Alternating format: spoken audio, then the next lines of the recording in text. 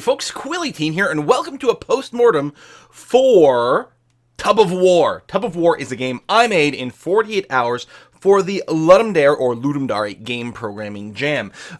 This is a competition where you have 48 hours to make a game. The theme is announced on Friday at 9 p.m. and you'll have until Sunday at 9 p.m. to complete a game. That's the compo.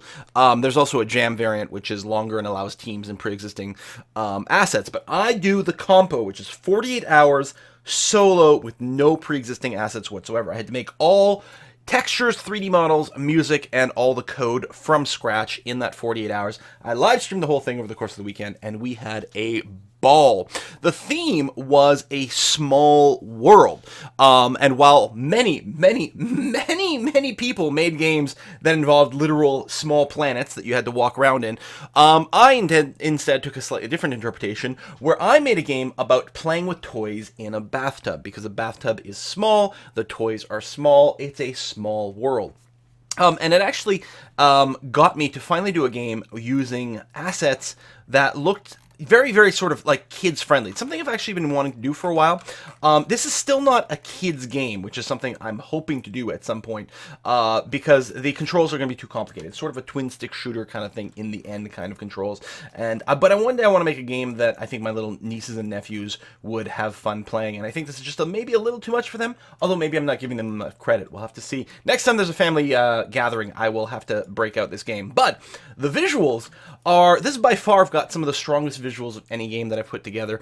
I'm going to go ahead and play one session here, and then we're going to talk about how I made this. Well, there's a surprising amount of code files actually in here. How I made this, what went right, what went wrong, that sort of thing. But first, we're going to have to play a game. I have to note, this game is quite tough, if I'm going to be perfectly honest. I myself will be very lucky if in this demonstration I break 2 digits of our goal, which is rescuing toys, where if people have tweeted me, I think the record tweet is something about 38 rescued toys, which is crazy. Anyway, very simple little menu screen over here. Although I do like that, where you've got the critters going by, making noises and things like that. You've got a slight little instructions about things, and then you get into the game over here. I gotta admit, my graphic design skills for the menu were not fantastic, but I think the look of the game is pretty good. So, this is, again, sort of a twin-stick shooter game. You use WASD to steer your vessel, and then you can use your mouse to shoot. You can use your left click to cast out a little line here to grab people and rescue them there. And every now and again, some enemies spawn. Ooh, that'll be quite good. A big bath bomb, kill a whole bunch of people. Let's grab the Mega Cannon upgrade.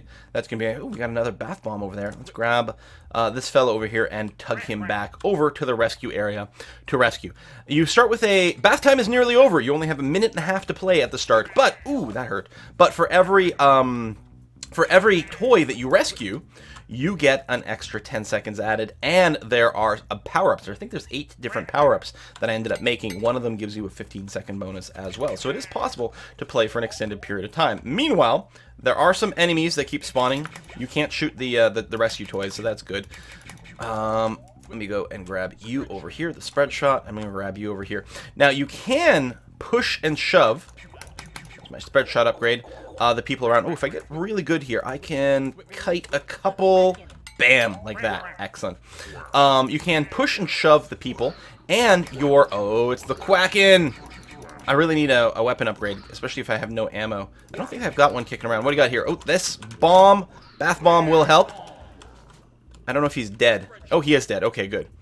The bullets, when they hit the water, they actually do cause a little bit of an explosion that can be used to push the people. Originally, I just had the ability to push people by, like, literally pushing around with your ship, as well as the shot, the explosion of your bullet hitting the water, and using that to...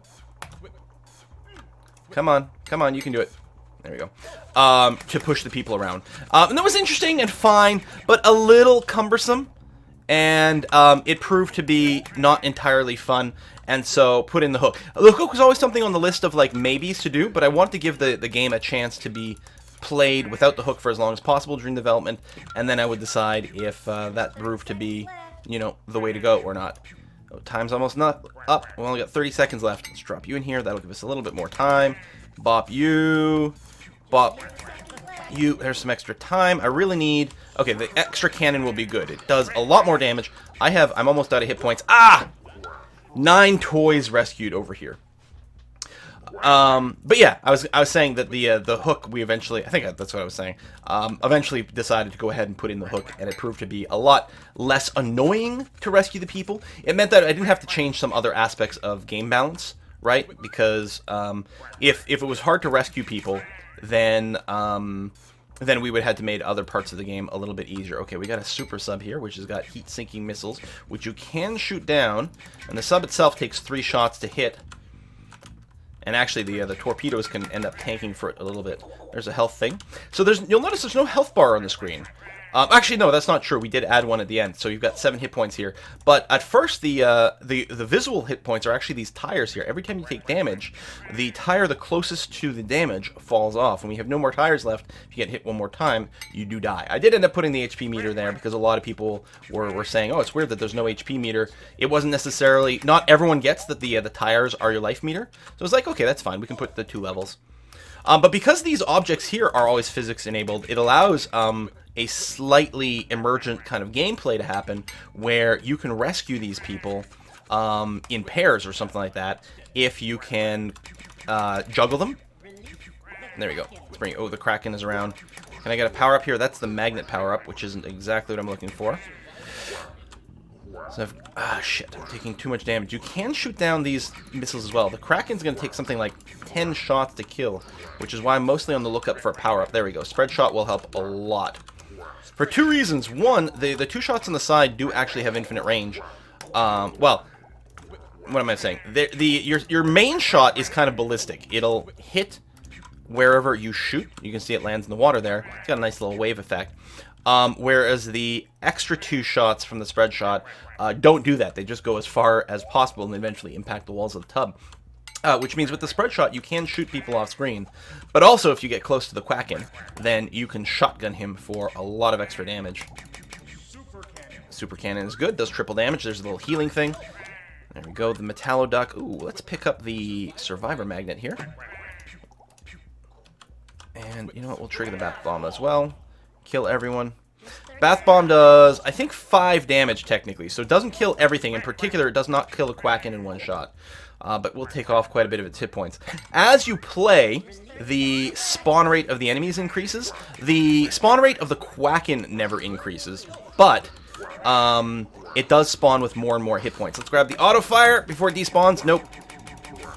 Out of ammo. I'm still invulnerable, though, and then blow up everyone, and that's good. You may have noticed there's a slight thing. If you do pick up a heal... Oh, and everything stacks, by the way. So I've got the spread shots and the super cannons. If you pick up a health thing, which replaces a tire, while you're invulnerable, it does not get colored golden. And I knew about the bug, and I decided not to fix it in the interest of time, because it required sort of rewriting a little bit of my... it would have required rewriting a handful of... my code, and I didn't want to go through and debug it, basically. Like, when you get near the end of the competition, you have to make decisions about where to spend your time. And if you're making late changes to systems that might be slightly complex or slightly prone to horrible, like, accidents happening, then you really... Oh no! We're out of time! Ah!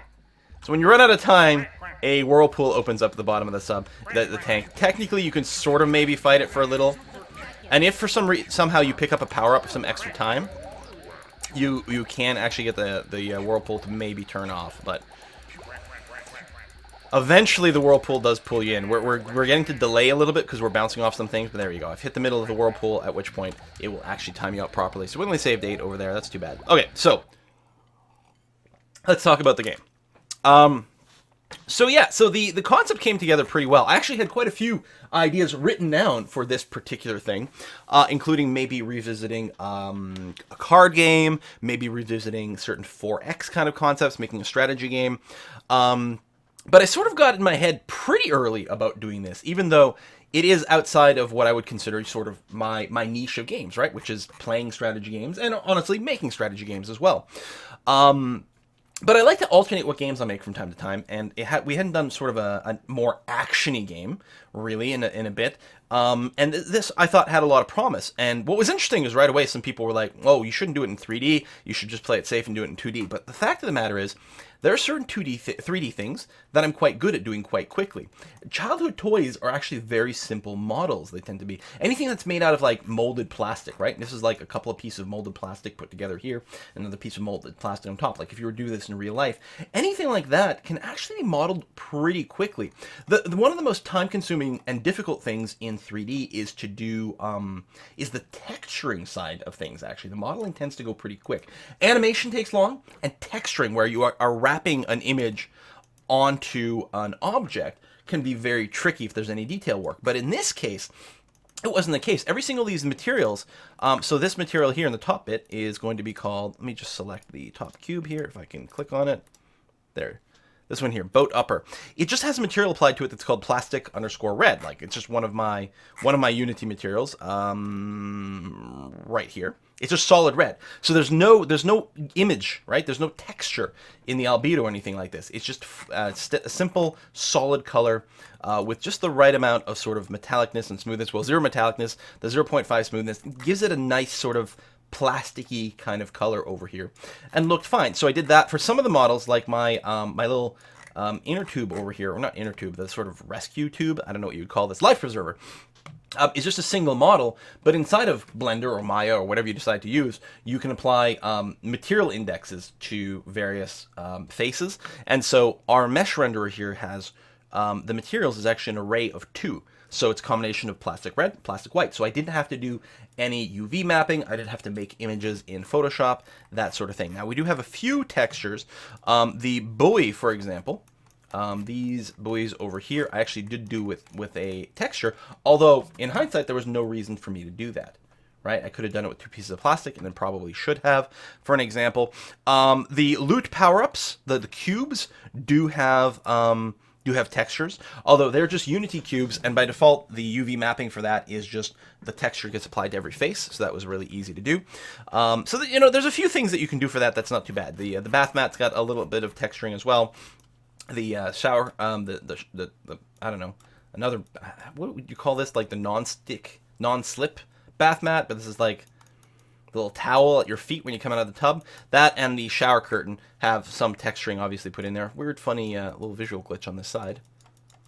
That's odd. I don't know if that's visible in the game or not. This is a last-minute addition, because we had a little bit of time, but I didn't want to break any systems. I didn't want to make any code changes near the end, because I didn't want to have to worry about debugging it. So one way we spent a little bit of time is by adding a little shower curtain here, just to add a few more details. There's also a toilet bowl here. It's not quite done, because in the game, oops, let's maximize on play. In the game, you actually can't see the rest of the toilet. The thing that's funny here, and it's a little Easter egg that almost no one will notice, but it was easy enough to do, and it made me kind of entertained. This helicopter that picks up your survivors actually drops them off in the toilet over here. So at any given point, you can come over here and you can see how many survivors you've rescued because they're just sitting in the toilet. It's not something that's really visible, but I like the idea of the helicopter picking up dudes, and then it was like, do I just like despawn them or what? And I had drawn the toilet at that point because I wanted a little something off screen so you could see stuff, right? So I did that, and I think someone in chat said, drop them in the toilet! I was like, yeah, okay, that's fine, we'll do that. Like, it almost certainly will not be noticed by like 99% of the people who play the game, but it's a little entertaining. The ducky bath mat is probably going to be noticed a little bit more. The shower curtain actually doesn't get noticed that much because you really have to get down in the bottom left corner to see it. But yeah, the sponges here. The little break apart effect is something that you do. You don't really do that in Unity. I mean, the shower curtain's a little, wonky, but it still gets the point across, right? What was I saying? The break apart effect. Yeah, all that is substitution. So I have 2 versions of the sponge. I have the full sponge, and then I have the sponge that's like shattered, like that was modeled in Blender, basically. I mean, using one of the cell fracture tools in Blender just to make life a little easier. And when you break the sponge, you just replace the whole sponge with the busted up sponge. Ow, ow, ow, ow, ow. Yeah. So I mean, so everything was simple that way, right? And then it allowed you to spend more time. I mean, making sure the look was cohesive. That was important. And also to make the gameplay elements as strong as possible. So I always say that, well, with everything in life, but in particular with something like programming and in a game jam like this, while it's helpful to know what you're good at, it is most important to know what you suck at, is what I often say. So I know my artistic limitations in particular, and so I make sure to design around that by only sticking to things that I'm quite comfortable at, and that makes a big difference for speed. Like, I know that texturing is time consuming and that I'm probably not very good at it. I know that animation is time consuming and that I'm not really good at it. I know what kind of art I can do a half decent pass at. Like, these little dudes here, when you look up to them very close, they don't look very good. But in the game, from here, yeah, they look like little action figures, little dolls that are just floating in the water. It's perfectly fine. So you sort of work around that. The other thing with game jams is you want to have, as much as possible, you want to have one mechanic and do it as well as possible. You don't want to go over complicated because A, it'll take too long, but also there's a good chance that you will not be able to implement all of the mechanics very well. So focus on one. I mean, here, there's a couple things really, but it's like we're steering around, we're shooting at some stuff, and we're carrying some stuff. That's it. Like, you know, the whole thing is we're just driving around in a bath, and there's a couple of interactions, very simple interactions with things that you can do in the bath ultimately. And then you get to work on the look and feel of the thing. You get to tune the mechanics a little bit for, you know, what's hard, what's too easy, you know, what feels awkward, and then work around that. Like, for example, by keeping a lot of the other mechanics simpler, we were able to think about, okay, well, you know what, we really do need this little hook mechanic, and then put that in there, and that's fine. And it all worked within the existing context. It was like, so what I developed is a decent system to make it look like things are floating in the water here. You know, everything's got this little bob. There's a lot of shared code there. Everything had a component called floating object. Oops. Floating object, which could be tuned to different levels of sort of bobbing around and things, but ultimately kept everything at the water level. So if things were higher up, they would fall down due to gravity. If they were below the water, they would actually bounce back up as a result of buoyancy. Big shots going on here. You know, so all the objects basically behave the same way. They had colliders, they had rigid bodies, and then once you have that in, it's like, okay, so now there's going to be a lot of friendly interaction between all of these things. And when you implement a new system, I need some sort of better way to fight this guy, ideally. Oh, I think I did kill him there, which is good, but there's still a lot of foes. Can I pop this? Ah, that's what I need, a bath bomb. Thank you. Good timing. Oh, there we go. I can pick up the survivor magnet here, which means I could use my claw for something else like this, because my people are being dragged. Hopefully we can get here. It lasts for 10 seconds. It's just barely enough to drag people there. If you get slowed down by any reason, the magnet will wear out by the time you get there. But at the same time, because it's just rigid bodies in physics, there's a good chance that the survivors here might have enough momentum attached to them that you can still drag them. And I did leave that guy behind because I forgot that I had someone hooked when I was trying to do some stuff. Let's try to kill this guy if we can. And that, and then if we can maybe... Oh, he didn't die. He's still not dead. Die. There you go. You'll notice that, like, there's the ammo meter over here, which regenerates. The reason for that is I don't have a cooldown on the shooting. You can shoot as fast as you can click. So there's two ways to handle your bullets, in my opinion, for these kinds of games. Either you have some sort of cooldown, so you can't just spam it. But the problem is if it's a hold, like if it's hold to click, then that's fine. Then you just fire as quickly as you can. But if it's a push to click, then it's like sometimes when you push to click, you're not going to shoot, and that's kind of boring. And that was the thing. A lot of times is I would ask myself, like, is one of these mechanics boring? Unfun mechanics. Oh, I'm going to get murdered here. Oof. Unfun mechanics need to be banished as quickly as possible. Clicking and then having your unit not shoot because you've clicked too soon is boring. Being able to fire as quickly as you can is fun, but you need to present abuse by having a slight ammo management. I didn't want real ammo. I didn't want you to, like, run out of ammo and then be screwed. Like, just wait a second to reload. It's mostly an anti-abuse mechanic, while still mostly being fun. And then you can counter some of the lack of fun by picking up, say, the auto fire, the bath bomb, that sort of thing. So the people who watch my stream heard me say that a lot. Like, this is not fun.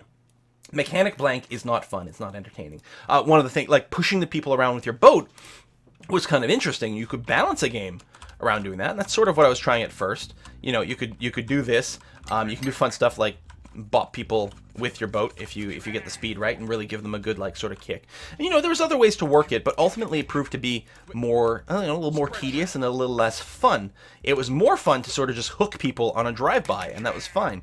People kept bringing up all sorts of balance things, like, oh, maybe every blank number of blanks, this thing should happen because it's harder. Well, random stuff is often not fun if it's unpredictable and it feels like you don't have control, right? So you want to ask yourself, is this thing fun or is this thing kind of boring? Is it a sort of artificial difficulty? This game is hard. You're going to die very, very quickly because a lot of stuff spawns in, but none of it is as a result of sort of boring mechanics that get in your way of the fun. You basically, you never stop moving. You just keep blowing up stuff, and it's very exciting, and there's threats all over. And that's one of the biggest goals, is to find that fun aspect. What I always say with my Ludum Dare projects is I don't care if I necessarily win overall. I certainly don't care or look for winning the prize for or innovation, right? My games, I never look to make an innovative game. I mean, if it were to happen at some point, great. But that's not one of the things. I mean, I'm hoping that it doesn't, I don't want a game that looks like it's a direct copy of anything else, right? But nothing that's happening in this game is particularly special. It's not like I'm truly thinking outside the box. I'm not, as far as I know, copying any kind of game. But ultimately, each one of these mechanics is relatively simple and straightforward. But the idea is it going to be fun? Is it visually appealing? I mean, these are not like insanely beautiful artistic graphics done by someone who like can cause all these emotions to be felt by the player or anything like that. No, although I am quite pleased at what I feel is a very cohesive look for this game. Like, I feel like everything makes sense. I went out to make it feel like you're a kid playing with toys in a bathtub, and I think it feels like you're a kid playing with toys in a bathtub. And so I'm really pleased about that, right?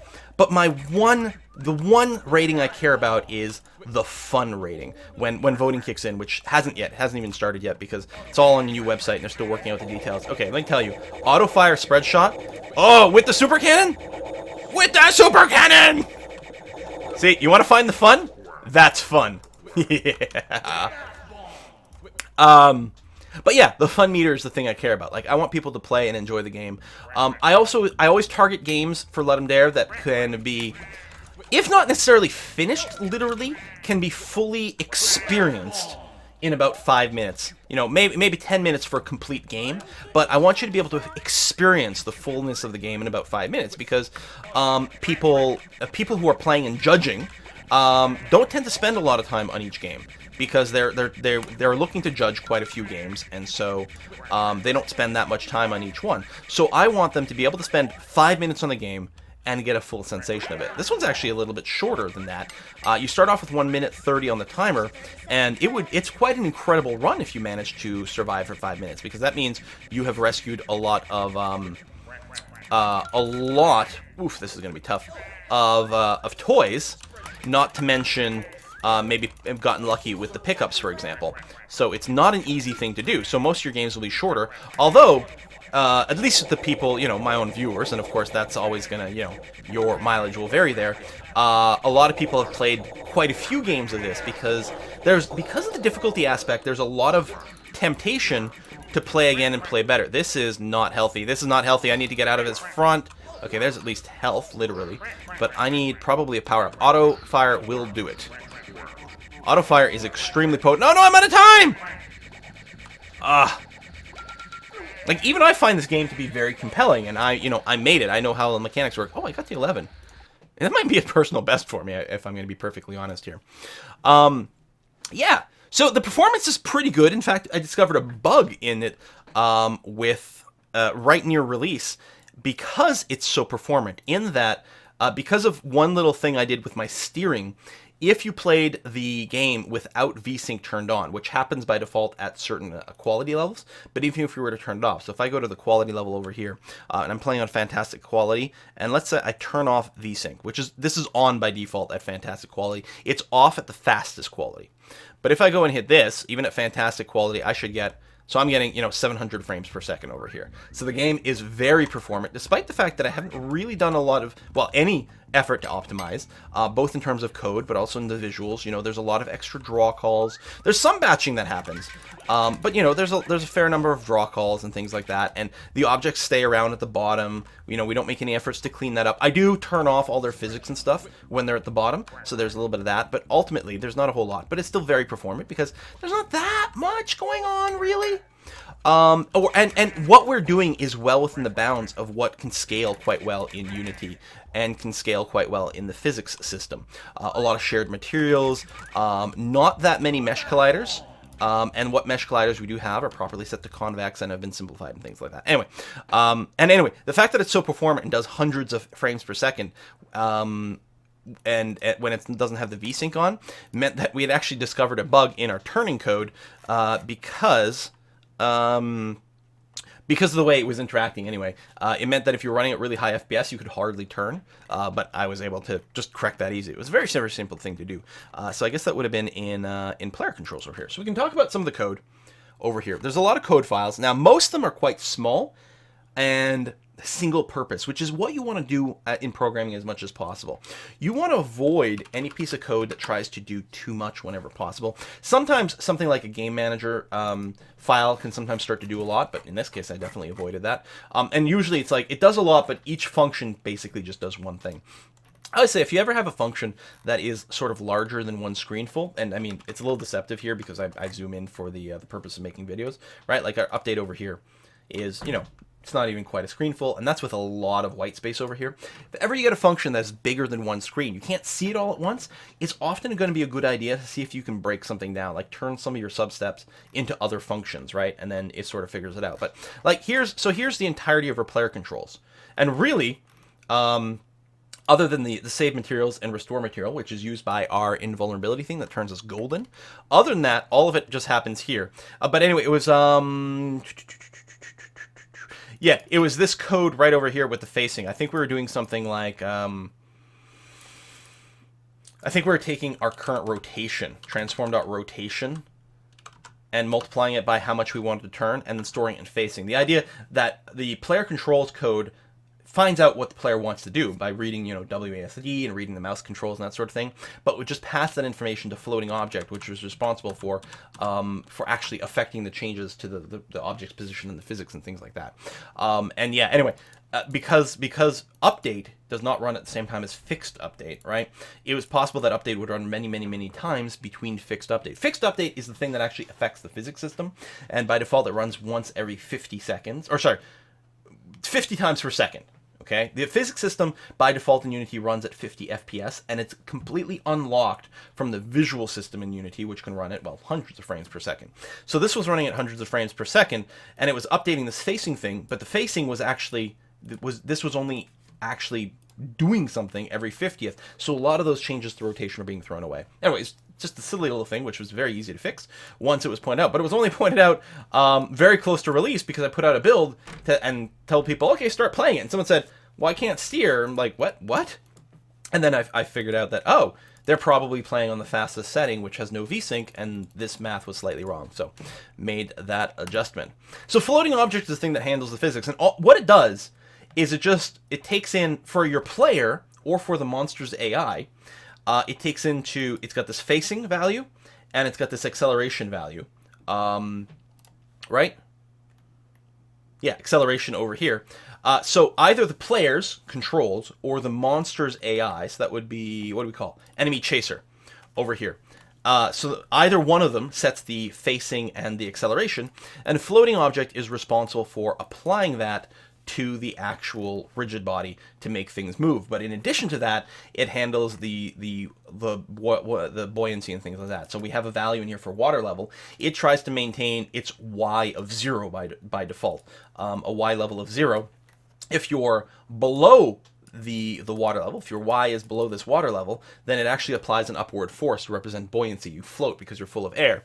Whereas otherwise, if you're either you're on the surface. This is a little check to see if we're within the surface. If you're at the surface, we set quite a high drag just to make the physics feel about right for the game. And if you're not on the surface, so if you're not below the surface and you're not on the surface, then you're above. So what we do is we turn off all the drag so that the objects fall properly.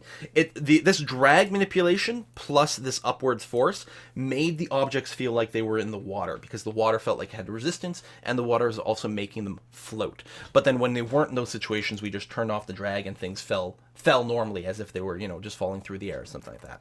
And then, the acceleration force. There's this bobbing effect over here, where I have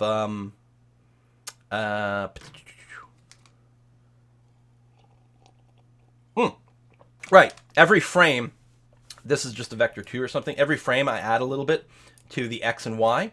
That gets run through a sine, so it alternates. Ultimately, this little component alternates from -1 to +1, gets multiplied by a bob intensity, which represents how many degrees. So when this resolves to a 1 or -1, bob intensity, which I think is something like 20 for the player, for example, which means your ship can bob up to 20 degrees on one side or on the other, front and back over here.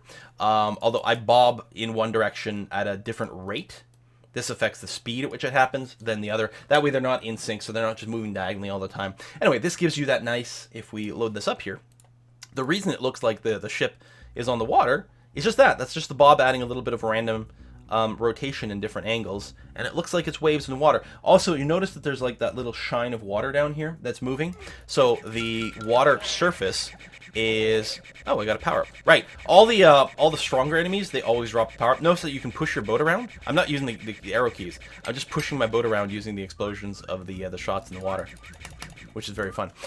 Yeah, this water surface, all I do is I gave it a slight normal map. So what is that called? Is this called water? Water, right over here. So it's just got a material on it, this water material, which has a slight normal map, like a bump map, basically, that I just made in Photoshop. I think I just used the cloud filter, so it's, I guess we could find out. It's, yeah, it's a cloud. This texture over here. So I've got that, and so that affects the normals, which means the light shines on it in a slightly different way, and it has a script on it, this water script, and all it does is it offsets the texture over time. It just moves the texture a little bit so that it makes it look like there's just the barest hint of water. It's subtle. Oh, you can see it a little bit more over here. It's subtle, and it turns out that that's sufficient to give just a little bit of sense. I would have loved to do a full custom shader for the water. I mean, with like diffraction and stuff like that, that would look really nice, although might be out of place in this game. This is just enough to make it feel like, yeah, you're on water. And also, anything that's a floating object leaves a wake effect behind as it moves. So, I mean, the dudes you drag behind, yourself, the enemies, if I hadn't shot that duck, like you see this torpedo goes ahead and leaves these wake effects. Everything is leaving these sort of wake effects over here as it moves, so it gives you a little bit more sense of the water. The wake is literally just a semi-transparent circle. That's literally what it is. I got a script on it to make the wake that object, so everything that moves will spawn the semi-transparent circle. And the semi-transparent circle prefab, which I think is just called Wake over here. Wake and Wake Bigger for a couple of different sizes. Has a script on it called Wake, which all it does... By the way, all the source code is available for download. It's not an open source project. You can't technically take the code and necessarily make your own game with it, but it is available for you to read through. And yeah, all it does is the object grows over time and becomes slightly more transparent over time. And then after a certain amount of time, when it hits its max lifespan, it just deletes itself. It's at that point presumably gone to fully transparent, and then disappears. That's it. It just, yeah, that's it. So as we move, we spawn objects. Those objects grow and become more transparent. It gives you just, it's subtle, but it's just enough to give you a bit of a sense of motion.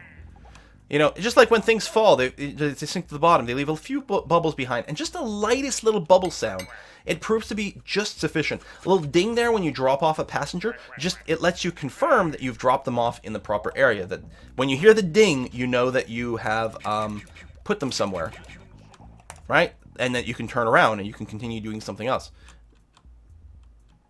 There you go. See, there's the ding. And your rope automatically releases as well at the same time, which is kind of a nice thing. But it's ideal. You want to have these slight little audio cues I mean, maybe even a visual cue. We had considered the idea of having, and I say we because, you know, chat's involved in everything, and the idea of putting a little flare. When you rescue your person, they like fire off a flare or something like that. But I don't think that proved to be necessary. I don't think it would have actually added anything to the next level. And while, I mean, you know, there's plenty of immersion breaking stuff, you know, like little explosion symbols and things like that, I think the flare would have proven more out of place than some of these other things. I think the stuff we have is like just enough to sort of believe, like, you know, a kid's imagination is imagining that you're firing these cannonballs and whatnot. And I think the flare would have been a little weird. I guess the quacking is a little ridiculous with the fireballs, but that was also the point. Like, the quacking was supposed to look dumb and be a little over the top, which is exactly what happened there. So it's like, why would a kid have this kind of like demonic duck, and why would it shoot fireballs? Mostly because I thought it was going to be funny, is what it came out with. And we wanted some sort of boss. And we'd made a bunch of quacking jokes throughout the weekend, and it just seemed like, you know what? This is the way, this is how it's going to be. Ooh. Bam. Bath bomb. The lavender bath bomb is how I called it. So I'm nearly dead again here. But yeah, it's compelling enough that I'm going to keep playing instead of talking. What else we got? We got, you know, some niceties, like if you hit escape, you get a pause menu. You can turn the sound system off and on, or if you still want sound effects but no music, you can toggle that off. Exit, restart, that's in there. You know, it's got the pause function. When you die, it's got the restart. We do have a little bit of a tutorial. I mean, that screen doesn't look particularly good. But yeah, I mean, it's weird because, like, and I think this was part of why it was successful. Nothing I did in this game was hard. It was all well within the rounds of my programming skills. As usual, I had a little bit of issues early on. Actually, one of the first things we did on like the first night, like an hour in, making this boat. I made the boat model, and then I wanted to get it to bob back and forth. And of course, I screwed up the quaternion math because it's me, and that's the way it's going to be.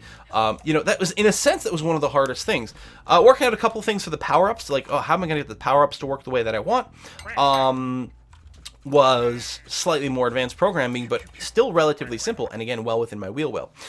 Each one of the objects here, so all of these loot power-ups, first of all, they're just a cube.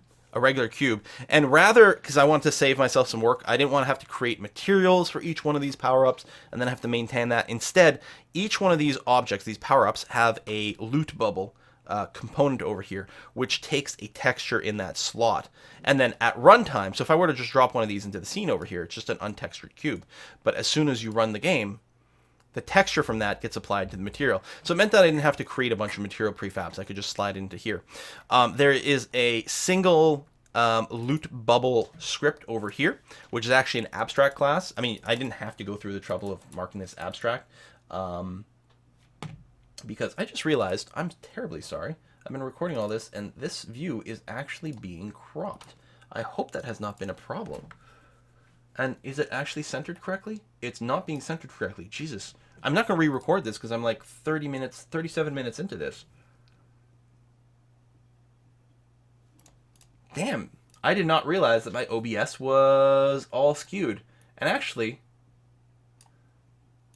it's still not right because the screen size wasn't set right. Oh, I can't re-record this. Not coming off of Ludum Dare, I have like no voice energy, so I can't redo this again. And I don't remember all the things I've talked about, and I'll get confused. Oh, I hope it's okay. Anyway, what was I saying? Oh yeah, so this loot bubble class, I didn't actually have to mark it as abstract, you know, because it's just Ludum Dare, and speed is the thing, right? It's not necessarily about like following. You want to do a relatively decent job with your naming and your structuring and organizing so you don't get too lost, but you don't necessarily have to. Anyway, so you can't instantiate this loot bubble class by itself. But what it does is it handles when a collision happens, it calls this give loot thing, and then it blows itself up. Plays a sound effect. It calls give loot and then destroys itself. Give loot is an abstract function, so instead you have specific instances. So do I want to start with the most complicated one? Well, let's start with the simple one, actually. Health regen over here. So this is just subclassed from loot bubble, and all you have to do is you have to override the abstract function of give loot. So when you pick up the health regen item, it just finds the player, heals you for 1, And that's it. Very, very simple. The most complicated one is the invulnerability one. And there's two reasons for that. One, well, the actual function of it is really easy. It sets an invulnerability timer over here. The health class checks to see if invulnerability timer is above 0, in which case it ignores any damage that you receive. Meanwhile, in its update, it decreases the invulnerability timer, so at some point it'll hit 0 again.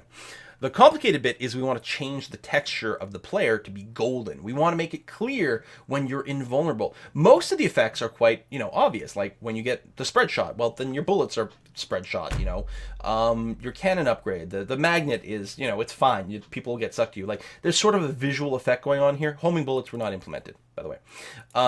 There's sort of visual effect. So for invulnerability, you couldn't just not take damage. That wasn't good enough. So I decided to color you golden. And so what happens with this is we have an invulnerable material here, which is the golden color.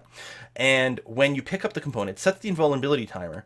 But then it goes through, finds the player, and finds every single mesh renderer on that player. Finds a list of all of them. But some of these mesh renderers might have more than one material index. In fact, again, that life preserver does. So for each mesh renderer, we have to go through all of its materials and assign each one of those material indexes to the invulnerable mat and assign all that. And then the tricky bit is we have to remove that afterwards. So what I did is I created a system. So on my game manager, you can register an update action. Update action is just a list of action. Action is a short form for a delegate. It's the same as saying something like delegate, delegate. I'm trying to remember the syntax. Void. This is an action. This? I think that's the correct thing. So you could just do that. Basically, what this means is update action expects to be a list of functions that take no parameters and return nothing. Okay? So you can create any function and add it to that. So for example, you can do something like if we had a function, and we've done this before. So some function like this, right? I could say update actions.add some function. This would be legal. Okay? So you're just registering it, and later on you can call it. Now I could have used events and all kinds of different things. And should I have for this? Probably. I probably could have just used an event system, but anyway, that's neither here or there. So anyway, we've got that. So what I can do in my invulnerability is I just created this anonymous function. Like I could have created a function over here, stop invuln or whatever, but because of reasons, I just created this anonymous function. I labeled it A, right? This action A. I fill it in. Here's the code for the function, and I just added it to that. By doing it this way, like calling it ahead of time, what this thing's job is every frame. So these update actions get called every frame. And this thing, every frame, it checks to see if you've stopped being invulnerable. If you're no longer invulnerable, then it tells the player to restore its original materials, and then it removes itself from the list of update actions. So it's the most complicated one. Yeah, I should have used the event thing, but I don't know. For some reason, it never comes to mind. I don't know why. I think mostly because I'm used to working with the idea of actions and anonymous functions and lambdas and things like that in plenty of actions and in plenty of languages, but they don't actually have an explicit event syntax. So I'm never thinking of an event syntax. I'm always thinking of just making an array or a list of functions. That's just what comes to mind for me, which is why I never think of using the event keyword in C#. Event keyword in C# is not magic. The only thing it's a weird like semi-public, semi-protected version of an object. An event, if you register one, so if you make, where's here? So I could have this be public event, and then update actions E, right? I think that's all the syntax. I don't remember. I must have forgotten something. I guess I would have had to define delegate. Anyway, let's ignore that. Go away. Okay. It means you can add or remove things to this list from outside, but you can only run these things from inside of this. And I mean, it's a subtle little distinction that doesn't actually matter for what I'm trying to do here. Yeah, but that was it. There was a couple of the others of these that may, and I don't remember, that may have used that action thing. I think there was one. Oh, probably a survivor magnet? Yeah, the survivor magnet. So I didn't. The survivor magnet, all the code that pulls people in is actually part of this action mechanic. Instead, I could have done something else. I could have had the player script have this logic for sucking people in when your timer is set above 0 or something like that. But just like we did with the health, right? But anyway, 61.5 doesn't either. So we got power ups. So if you want to know how to, you can make power ups. You can look at this for different ideas. I don't know. The enemy AI is super simple. So there's two variants. There's the enemy chaser, which is this code here. This script's job is very simple. It finds the player. It turns towards it at a certain rate. We have a turning speed over here. So this tries to turn towards the player. And then it moves forward at a certain speed. That's it. So we are trying to turn towards the player. And then we're trying to accelerate in that direction. We're setting the facing and we're setting acceleration. Again, the floating object code is responsible for actually moving everything in my tub. But the enemy chaser code decides what the correct facing should be and decides what the correct acceleration shall be, and then passes that information to the floating object. Then there's the enemy shooter here, and this is only responsible for finding out if the player is in front of this object. So if the direction towards the player, the difference, vector3.angle checks the difference between, say, our forward axis and some direction, returns a number of degrees difference. If that's below our firing arc, then we shoot. We're not aiming at the player. We're just saying if the player is roughly in front of us, then we're going to fire forward. So this is used by the submarine, both variants of the submarine. The normal sub, which just shoots a torpedo that goes straight forward, and the super sub, which shoots a torpedo which is heat-seeking. It is also used by the Kraken, which fires a pair of torpedoes. Well, they're torpedoes, but they're skinned like fireballs. But they're exactly the same as torpedoes in every single way. The shooter code does not move the creature at all, which means everything that shoots, so your submarines and the Kraken, also has the enemy chaser. They both try to turn towards and move towards the player. And then some things also have the enemy shooter code on there to make some difference. The hook, so the rescue rope is the thing that you shoot out. So with this, if you click the right fire button, then it finds out where you are firing to by doing a raycast against mouse. Raycast target is just a plane in the world that we use as a target for our mouse clicks. What we do is we raycast to there. We find out if there's anything near there. We go through all the floating objects in the game. This is not optimized. We check every floating object in the game and see if they're close to where we clicked within a certain radius. If so, then we flag that as our captured object. And yeah, if we don't have anything captured, then all we do is we reel in the rope at a certain rate, and that's it. If we do have something captured, then what we do is we apply a little bit of physics to that object to bring them in. So yeah, if the captured item is not equal null, then we check to see if for some reason our range is extended. If we've gotten too far away from our target, or if our target got pulled away from us because it happened to be attached to the helicopter or something like that, then we cancel it. But otherwise, we just apply a little bit of force to the object at the end of our rope to pull it towards the direction of our boat. We actually have the force be strongest when the object is far away and get weakened as the object is progressively closer to our boat. Just felt better. But that's it. That's that rope that you throw out. It's very easy to do. The player Canon script is over here, where all we do is we basically check to see if every frame we check to see where the mouse is, because we want our cannon to rotate to face where our mouse is. And then we check to see if the player can fire and has chosen to fire. And if so, what we do is we spawn a bullet. We spawn the appropriate bullet, depending on what mode we're in. And then we do that. So this is where we decide. This is the normal cannonball prefab. If we're in big bullet time, if we picked up the super cannon upgrade, then instead we use the big cannonball as our prefab. We spawn that prefab and send it forward. If our spread shot timer is greater than 0, so if we've got the spread shot power up, then we're going to shoot 2 extra times, each time angled offset by 10 degrees. So 10 degrees negative, 10 degrees positive, and we fire 2 extra cannonballs. That's it. And we got some UI stuff. We got a lot of little scripts to just clean things up, like this is the self-explode.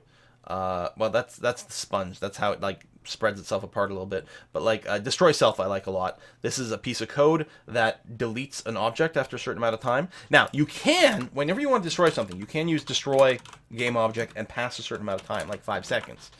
I don't tend to use this because instead I tend to have like a lifespan that counts down, and then when the lifespan is 0, then I destroy the object. And the reason I do this is because we can do things like check to see if the game's supposed to be paused. and then not destroy things. Whereas otherwise, if you use destroy with a timer, then if you pause your game through your own logic because you've got, the main menu open or something like that, the stuff in the background, the destroy timer is still going to run and expire the object. And then also we get to do stuff like I have code in here to fade an object out. If there's a fade timer over here, for example, then what will happen is, so like you can have lifespan of 5 seconds, fade out time of 2. If in that situation, so the object will destroy itself after 5 seconds, but when this timer hits 2 seconds or less, then it will start to become more and more and more transparent and fade out more visually. So you get to do little things like that. So that's it. I got my music manager over here, which is not particularly sophisticated. It just plays a song and you can pause it or restart it. I do have a sound manager class I've used before, audio manager over here. There's a reason I have this in here. The reason I have this is because if you want to play a sound effect in Unity, it's kind of sort of annoying to do a one-shot sound effect. It's fine. So if an object has an audio clip attached to it, which is really good for objects that make sound continuously, or an object that only have one sound effect they'll ever do, and you want to play one. So it's very easy to do something like audio clip AC, or sorry, audio source AS is, as is a keyword. So source is equal to get component audio source, and you use something like source.play. Right, so your audio source, this is a component that's attached to an object that has a linked audio clip, so that will play that clip. You can choose to change what the clip is to something else and then play that, but you're playing one thing from that one object, and it's kind of awkward. There is a convenient way using the static call on audio source called play clip at point, so you can play any sound clip here arbitrarily, but it needs an object and it will always play as a 3D sound. So if you get closer or further away from the object, the volume ends up changing. And for a sound effect, like you've just picked up a power-up, doo-doo-doo-doo, it's just supposed to play in a 2D way. It's just supposed to play directly to speakers. It doesn't make sense to have a 3D location in the world. But there's no variant of play clip. For some reason, there's not a static play clip, that's 2D, basically, play clip 2D. That just plays globally. And I don't know why there's not. But with audio manager like this, I can call audio manager dot play clip. There's just a 2D version where it'll play some clip in here. And what it does is it calls this static function. And what we do is we instantiate an object that has a audio source on it. I assign the clip, I click play, and this object that I instantiated has one of those destroy cells. So after it's done playing the clip, that object blows itself up. This would be a good candidate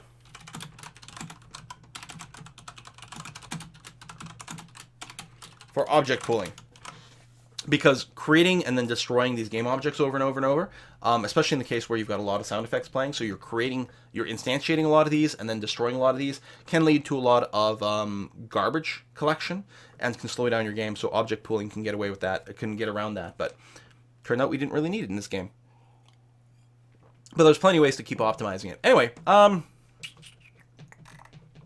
don't know. I think that's about it. Oh, the survivor randomizer. So what's a cool thing about our survivors is there's only one. Survivor. Right here. Survivor 01. So there's only one survivor over here. Okay? But I have the survivor randomizer script, which takes in hair colors, skin colors, and shirt colors over here. And what happens is when you spawn the survivor, it randomly, this survivor is actually a single object. No, I'm wrong. It actually has two objects because it has the life preserver, but it has this is just called cube here, but this is the survivor's entire model. And again, it was meant to just look fine from the top, and it does. Okay, so my script, I point it to that cube, basically the survivor's whole body, and this cube has a material with, or a mesh renderer with 3 materials on it. One is for the head and hands, one is for the shirt and pants, I suppose, and one is for the hair color. And so what I can do here is I just randomize. So the shirt 0 one in the materials is for the shirt, so I just choose one at random. and then I choose a random skin color, and I choose a random hair color, and that means that in fact I have 15, 30 different possible variants of survivors over here. So if I take this guy, and I double him, and I duplicate him, and I duplicate him, and let's duplicate him again, and we hit play, they will then all look different. So you get a little bit of variety in what you've got going on over here. So there, I did it this way. I could have also used, and I did at first, use something like random.color. This will pick a random color for you. But it didn't really look good because a lot of times it was sort of just muddled, kind of taupey gray stuff, which was no good. It was a lot better to just define a series of colors and then have it pick from there. I mean, obviously the skin and hair color, you wouldn't want a fully random one anyway, but even for the shirt, it didn't look quite right. So I just took a lot of really bright, dominant colors as the shirt color and put them in there. So yeah, then you get a variety of survivors. They don't look the same, but very, very, very, very, very easy to do. And again, you can see these are just floating objects, right? The survivors are just floating objects, which have a collider and a rigid body, and that's literally it. That's as sophisticated as these guys are, but it means that they bob around in the water, right? And you can grab them, and you know they've got physics. If you can push them around, you can push them into each other. You can just drop a little cannonball next to them in the water and have it send them away, which feels very satisfying. So yeah, that's it. I think that's pretty much all to talk about. Again, you can follow the link down below to play the game. It's available on Windows, Mac, Linux. There's also a WebGL version if you want to play in your browser. And the source files are available over there. And you can poke around and see how I did things. Again, this is all written very quickly, 48 hours. I mean, minus sleep. So I figure I got about 32 hours-ish of work in this. So I had to work very fast. And, so there's not much in the way of comments. Right? Most of the comments are like things I've commented out mostly. But keep upright. There you go. So there you go. That's how we work things out. And yeah, and I want to say thank you to everyone who watched this weekend. It was a lot of fun, very satisfied. Voting has not started yet, and voting normally lasts for 3 weeks. I will let you guys know when I know how the game did. But the important thing is I feel extremely satisfied with this. I feel like I had a lot of fun making it. I think that the game is cool to look at. I think it's very fun to play. And, I mean, what more can you ask for, really? Thanks for watching. See you next time.